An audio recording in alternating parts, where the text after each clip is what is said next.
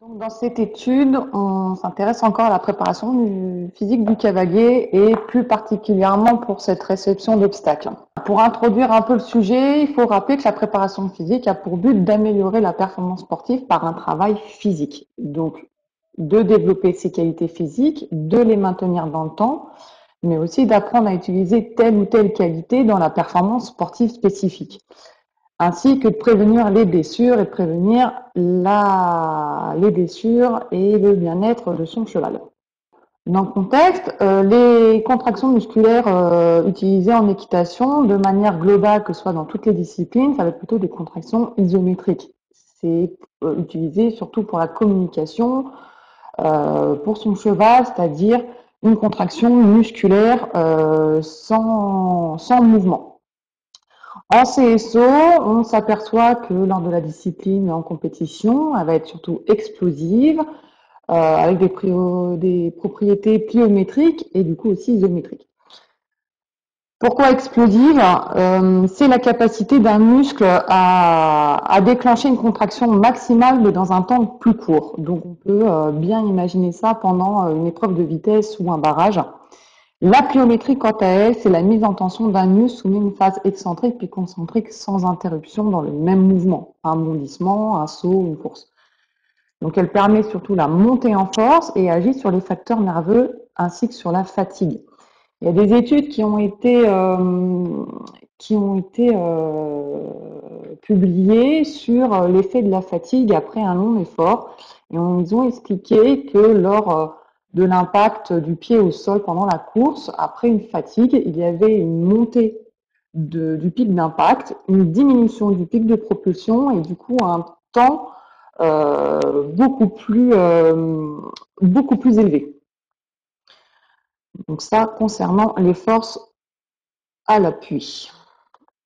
Pour le cavalier, ça n'a jamais été fait. En parallèle, il faut aussi penser l'impact de la réception sur les antérieurs du cheval, sachant que sur un gros obstacle d'1,60 m, les forces verticales maximales peuvent atteindre jusqu'à 400% du poids du cheval sur les membres antérieurs.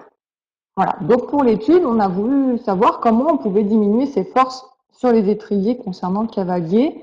Donc là, l'étude concerne la réception et les deux foulées suivantes. Et aussi, on a interrogé les cavaliers à la fin. Donc un groupe témoin, un groupe expérimental composé de 6 cavaliers chacun, de même niveau, élèves BPGEPS. Le groupe expérimental a effectué 2 séances de préparation physique hebdomadaire. Donc, ces séances de préparation physique, bien sûr, comme ce sont des novices en préparation physique, il fallait bien sûr travailler le placement avant le déplacement et ont été surtout des séances pliométriques essentiellement. Pour, pour le protocole, lors des tests, la mesure a été faite lors de la réception après un vertical de 120 cm. Donc en fait, le cavalier devait faire un parcours avec un premier vertical ici, passer entre deux plots, passer 3 sauts de puce pour mettre en évidence l'aspect pliométrique, 3 foulées et enfin l'obstacle à 120 cm avec la mesure à la réception et les 2 foulées suivantes. Le cavalier devait continuer au galop et passer après ce qui n'a pas été dessiné entre 2 plots suivants pour finir son parcours, pas qu'il se laisse aller sur sa réception. Donc, mesurer avec des capteurs au niveau des pieds, des capteurs mobiles, on a pu mesurer les forces des cavaliers dans les deux groupes. Donc, ce qu'on peut remarquer, c'est qu'au bout d'un mois, je me dépêche un peu, voilà. Au bout d'un mois de préparation physique, en fait, les cavaliers du groupe témoin, eux, ils ont augmenté leur force à la réception et essentiellement à la deuxième foulée, ce qui a montré du coup un manque de qualité neuromusculaire. Et pour faire le rapprochement avec l'étude qui a été faite après un marathon, une augmentation du pic d'impact, une diminution du pic de propulsion et une durée totale de redressement d'appui beaucoup plus importante. Les cavaliers de l'étude expérimentale, eux, sont restés dans la même valeur parce que ils ont travaillé leur qualité neuromusculaire grâce à la préparation physique et ont présenté une meilleure aptitude pour la récupération.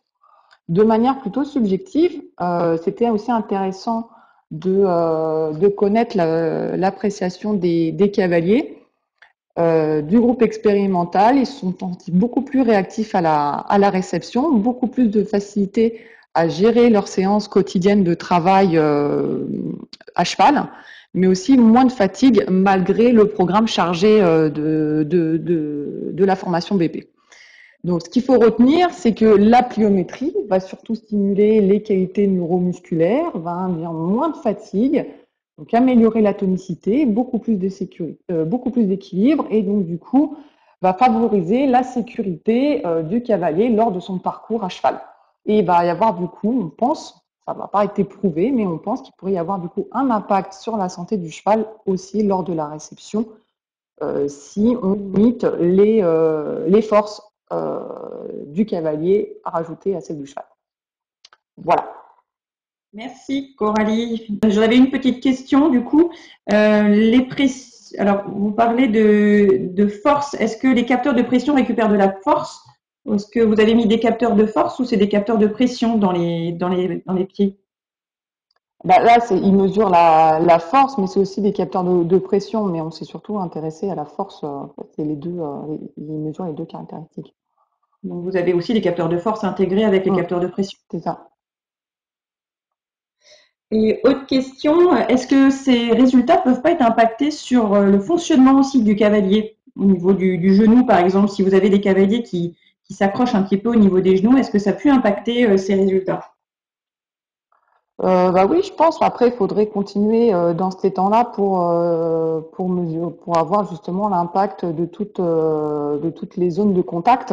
Donc les genoux, mollets, même les mains qui peuvent se fixer au niveau des rênes. Donc ça, ce serait peut-être aussi quelque chose à développer par la suite. D'accord. Alors, il y a une question de Damien Fassolière qui travaille beaucoup sur la modélisation justement du cheval et comment il se pose la question de comment la force à la réception peut être plus faible que la force mesurée donc à la première foulée. Et ça sera la dernière. Ouais, bah ça, c'est aussi, il faudrait creuser. Je suis pas assez experte sur le domaine pour pouvoir le justifier. Et surtout aussi pourquoi la deuxième foulée aussi augmente d'autant plus que la première. Donc ça, ce sera aussi à creuser par la suite. Donc ça, ce sont les Peut-être premiers constats qui ont été faits. cavalier. Donc à continuer. Merci beaucoup Coralie pour cette Merci à expérience. vous.